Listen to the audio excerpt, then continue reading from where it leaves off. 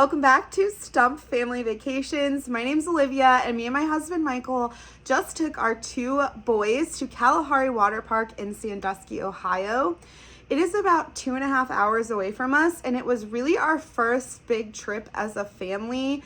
And our boys are 3 and 1, and so you best believe I did all of the research. I called all of the information people there, and I really just doubled down on knowing as much as I possibly could, so it was as least stressful and went as smooth as it possibly can with a toddler and a baby. And I want to share those tips with you. Maybe it's your first time going to the park, maybe you haven't been there in a couple of years, and I just want to make sure that you have the best vacation that you possibly can. So without further ado, I'm going to jump straight into everything I researched and also what we learned on our trip. Off, my best advice, and something you'll probably hear me say several times throughout this video, is to plan and organize ahead. It's not only going to save you time and money, but it is going to ensure that you have the best trip. Before you even go, make sure you're deciding what type of trip this is. Is it going to be a trip where you're bringing your kids? Is it going to be a trip with just you and your significant other? Is it going to be a group trip?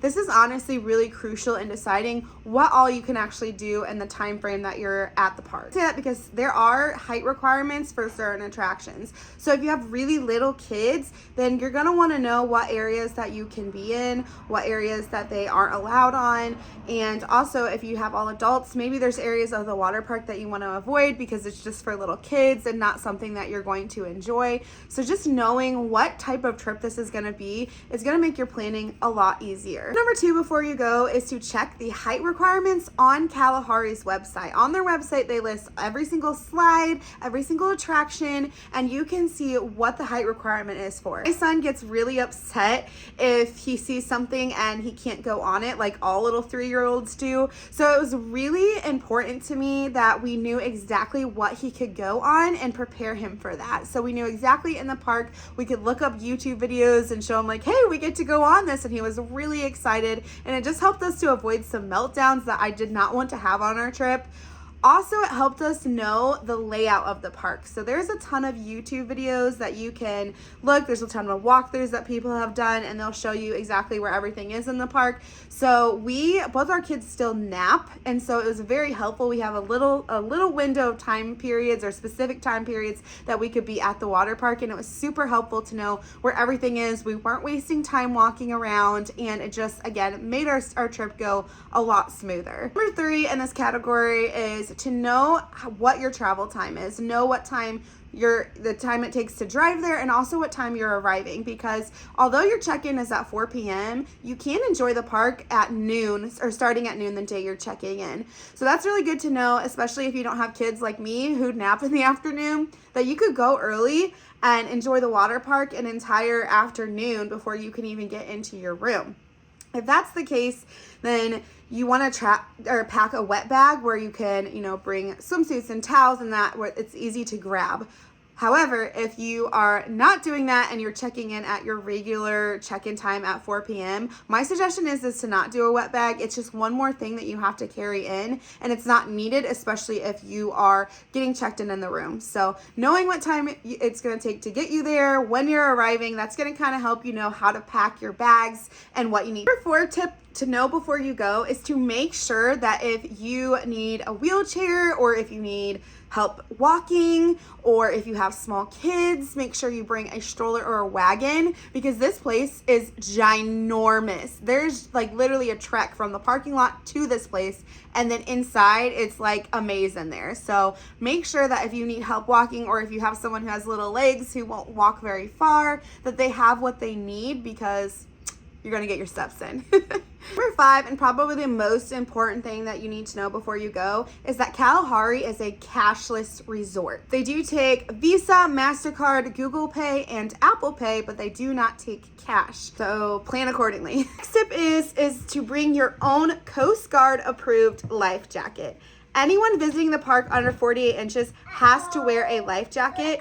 The ones that they have at the park are all just like your standard life vest. They're not very comfortable, and my son would not wear one. So I would highly suggest bringing your own. My son loves the puddle jumpers. He's a lot more comfortable in it. He gets in the pool more with it. So obviously if your kid's more comfortable, they're going to enjoy the park more. So I would highly suggest, if you know that they aren't going to wear a life jacket or not have a good time wearing a life jacket, to bring your own so that they can enjoy the pool as much as possible. My last tip in the before you need to know category is know the park hours, because they are different depending on the day or what's going on. So that can affect your planning and what you want to do. Sunday through Thursday, the park is only open until 8 p.m. However, on Friday and Saturday, it is open until 9 p.m. So you have a whole extra hour in the evening. Same with the arcade. It is only open until 10 p.m. Sunday through Thursday, but on Friday and Saturday, they're actually open until 12 a.m. So that is something that if you want to do, but you want to enjoy the water park and you only have a night or two there, you could plan to do the water park, and then when that closes, go to the arcade. The mini golf and the escape and Build-A-Bear, all those hours vary, again, depending on the year, the day. So make sure before you go, you are checking their website. You know exactly when things are opening and closing so that you don't miss anything that your family or your friends or whoever you're with wants to do on your trip. So something new at Kalahari is they have really changed their check-in process, and thank you, Jesus, that they did, because before, when you checked in, it took so long. I remember going there, it was probably over 10 years ago, but I just remember you had to wait in a super long line. There was only a few employees to help you. Check-in took forever, and you just wasted a lot of time. And they have gone to self-serve kiosks. So it's super simple, it's super quick. The whole process took maybe 5 minutes. And you're not waiting in this long line, and you're not wasting time that you could either be at the water park or doing something else that you want to do. So that's really awesome. All you have to do is walk in the front doors. There's stairs off to the right side. You go up those, hang a left, and then you'll see a bunch of the kiosk machines that you can check into. There are employees there if you have any questions, but overall it was super easy and self-explanatory and not hard at all. They do request that only one person does check-in. I think that's to avoid large crowds in the lobby. You also need to have the card that you booked with. So they will request that same card that you made your booking with online. Make sure to bring that with you, because they will not let you check in if you do not have it. Upon check-in, you will receive wristbands for every single person in your party. And these wristbands are super important because they are for multiple purposes. They are your room key, they are your ticket into the water park, and they also are how you buy things around the resorts. So this is one of those things I have a love-hate relationship with, because they want you to link the card that you booked in with to your wristband. So it makes it easy when you're in the water park. Maybe you want to go to the swim-up bar and get a drink, and you don't have to carry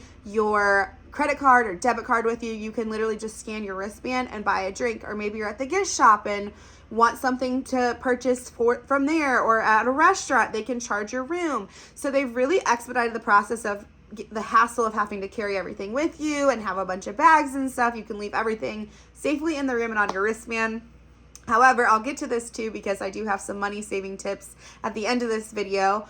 But it's so easy to just swipe your wristband and not think about it. So in your planning stages, make sure you're budgeting for that. They do require you to put a $200 fee onto your card. So automatically when you sign up and you get your wristbands, they're going to put $200 on your wristband.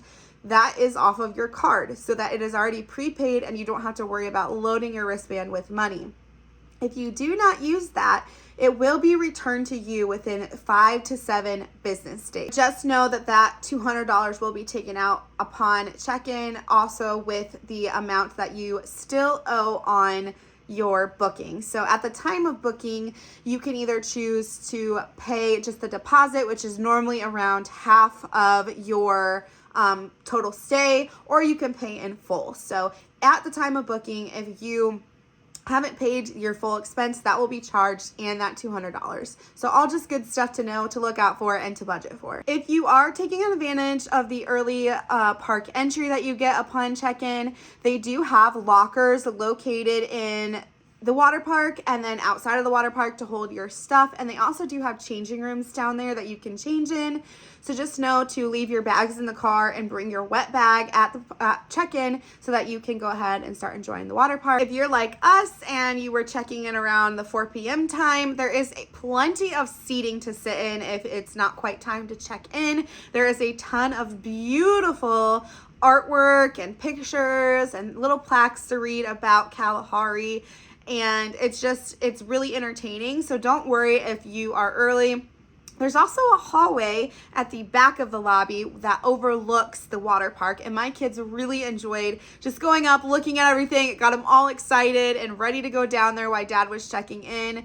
There is the Mac Shack that is in the lobby, which was a super quick dinner, and that's what we did. So we grabbed dinner there while my husband was checking in and getting the bags in. I ordered him something that he could eat in the room while I was changing the boys, and it just worked out really, really well.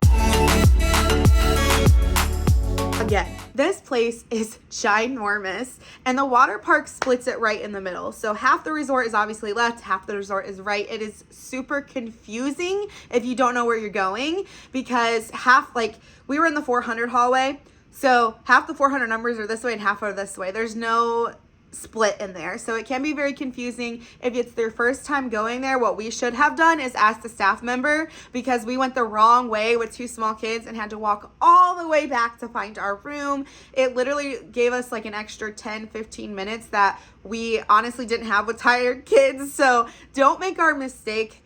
Ask a staff member which direction your room is, and then also there's a map in the lobby that you can look at. They did have a microwave, a coffee maker, and a fridge. This is going to be important in my money saving tips, so I just wanted to put that out there. But otherwise, it's pretty standard. 2 beds. We got a balcony. There was a fireplace in there. It was really nice. There was a desk, and then a smaller bathroom right when you entered the room. So nothing super crazy or any warnings or anything. Basic hotel room unless you upgrade to like a suite or a double room or something to that. But we just stayed in a standard double queen bed. And I would highly suggest, the only thing that I have to say about the rooms is, especially if you're closer to the water park or closer to the arcade or lobby areas even, make sure you bring noisemakers if you have small kids, because you can hear things sometimes, or it's a hotel room. People are going to be having fun and walking up and down the hallways. It can be loud. So just make sure that you have something to block that noise if your kids are prone to waking up when they hear something, or even if they're napping during the day like us. That is just my only tip I have, is to make sure that you have your noisemakers. We obviously went during the winter time, and the outdoor water park was not open. I have no tips and tricks on that one. What I'm specifically talking about is the indoor water park. I will say we got to peek out the windows and see the outdoor water park, and it is huge. There's like so much to do out there, so many slides. They have a bar out there, they have a zip line out there.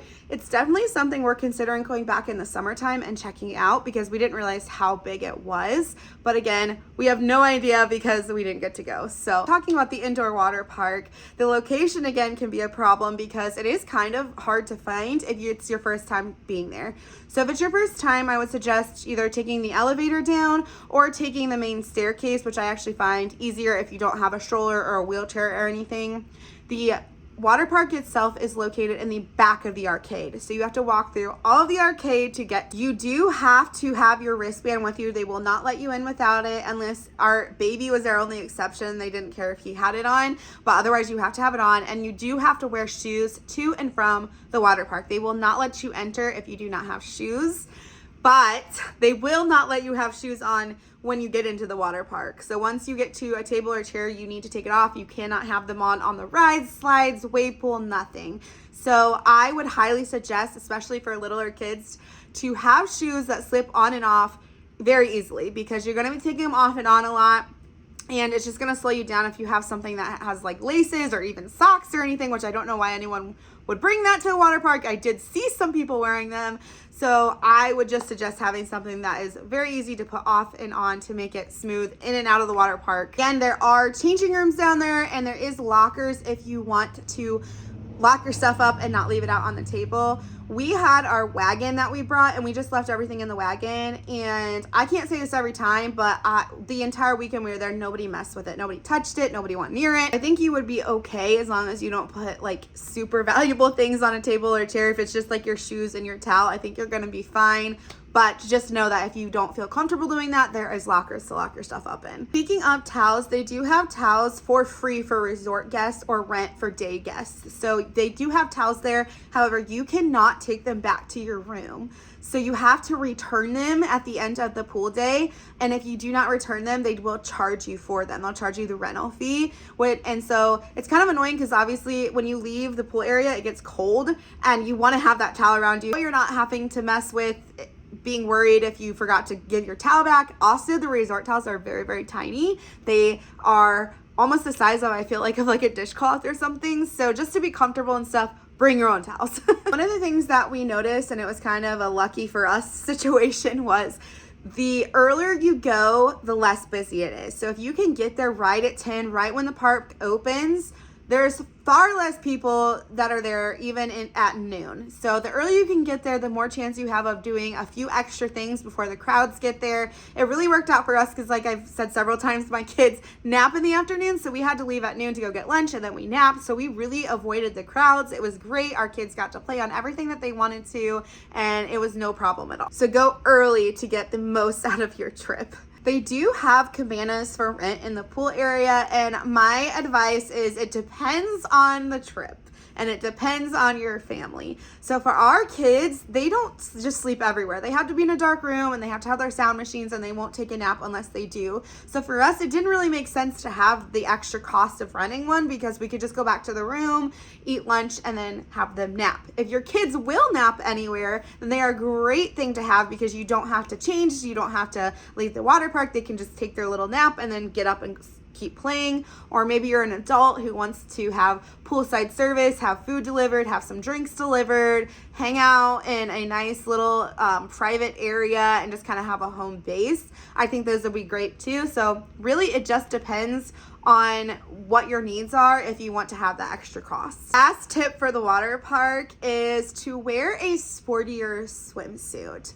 I am not in any way shaming anyone for whatever they want to wear. All I'm going to say is we saw several wardrobe malfunctions, specifically on the water slides and specifically on the surf thing that you can get on, the wave surf thing, whatever that's called.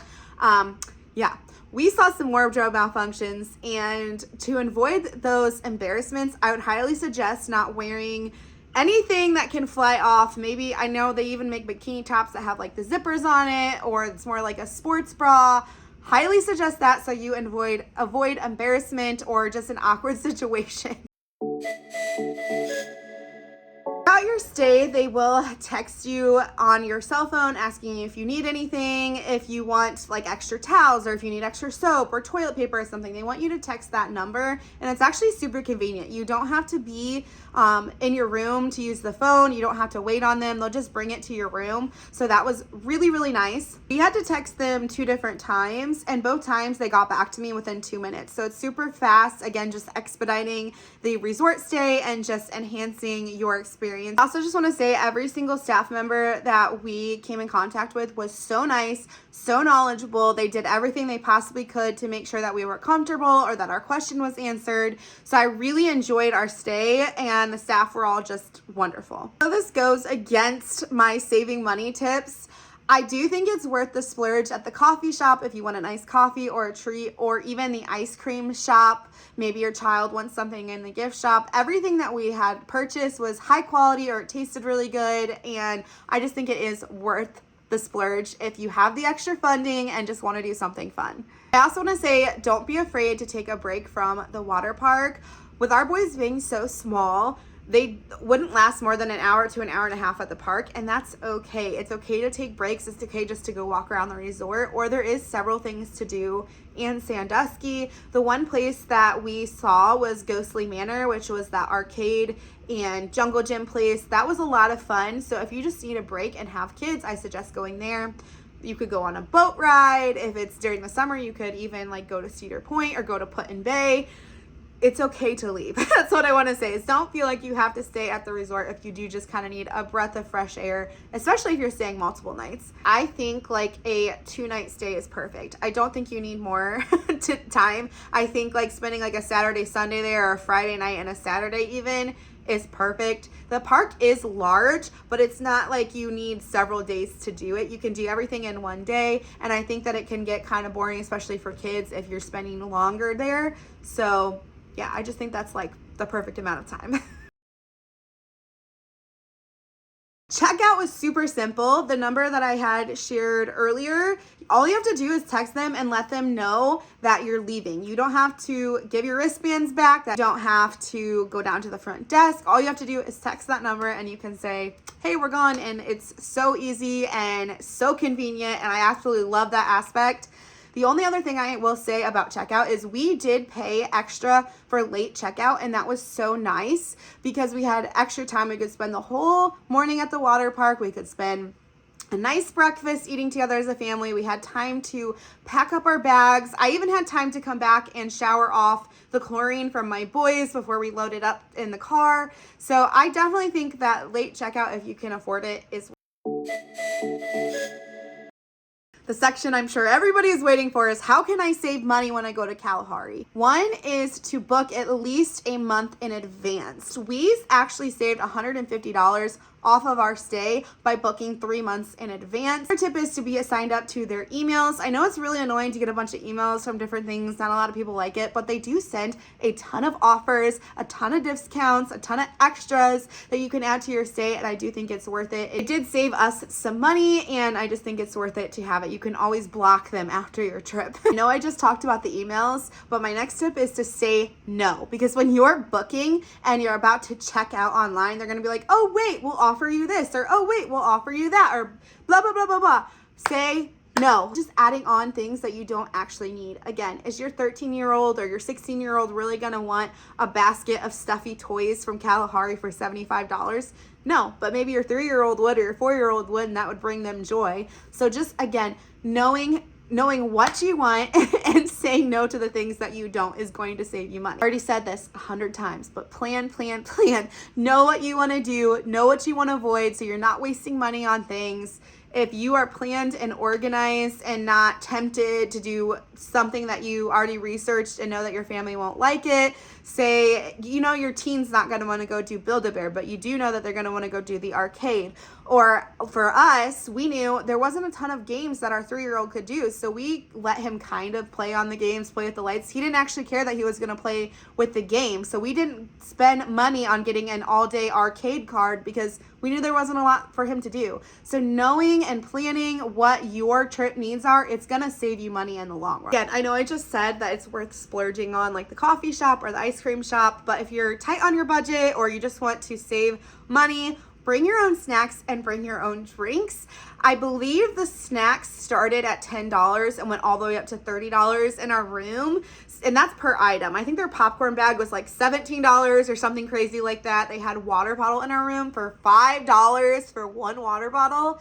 So you're gonna want to come back to the room after a long day at the water park, sit down, watch some TV, relax, have some snacks. Don't pay $17 for their popcorn. Even their vending machines, I believe the cheapest thing in it was like $3 for a candy bar. Don't pay $3 for a candy bar. Go to Walmart and get a whole pack for $3. Again, save you so much money. My other suggestion is to also bring food for meals. I know it's vacation and I know you probably don't want to cook, but even if you could just bring like breakfast burritos that you could warm up in the microwave, maybe a breakfast sandwich, you could bring like salad bag kits for a light lunch in your room. If you just ate one meal in your room, you're gonna save yourselves at least $100, because everything that we ate as a family of 4, it was between like $60 and $100 for our meals. So if you can just eat 1 or 2 meals in your room, you're gonna be saving a lot of money as well. Or if you don't want to do that, I would suggest going off the resort and eating somewhere else. It's about a 15-minute drive into Sandusky, but they have everything that you could possibly want at way cheaper of a price than what is at the resort. You have to remember, when you're at the resort, you are paying for convenience, and it is fun to maybe eat 1 or 2 meals there. But again, if you're on a budget or if you just want to save some money, I would highly suggest just making the 15-minute drive into Sandusky and getting something yourself. Or if you want to use the DoorDash app, I actually found that if you sign up for their perks and stuff, it's just as expensive or a little less than what you're eating at the resort, and you can get exactly what you want. So we'll say the resort had a ton of food that isn't that unique. It's like either burgers and fries, mac and cheese, which we eat a lot of at home having small kids. There's pasta and things like that in the Italian restaurant, but it wasn't anything overly to write home about. I wouldn't say it is anything fantastic, and there are way better options to eat in Sandusky for far less. I'm actually so jealous at how many restaurants and how many different kinds of restaurants. Like, you can get any type of food you want in Sandusky, and I just think it's so worth the drive. Overall, I think it is so worth it. It was so worth our 2.5-hour drive. Our kids had a blast. Our family made so many lifelong memories that I know me and my husband will remember forever. It was just such a fun trip, and I highly recommend the park. That's it. That's all I got. That's all my suggestions and tips to go to Kalahari. If you are considering going, go. It is so much fun, and I hope that this video was helpful in planning your trip. I hope you have so much fun on your trip, and we will see you guys all in our next family vacation. Bye.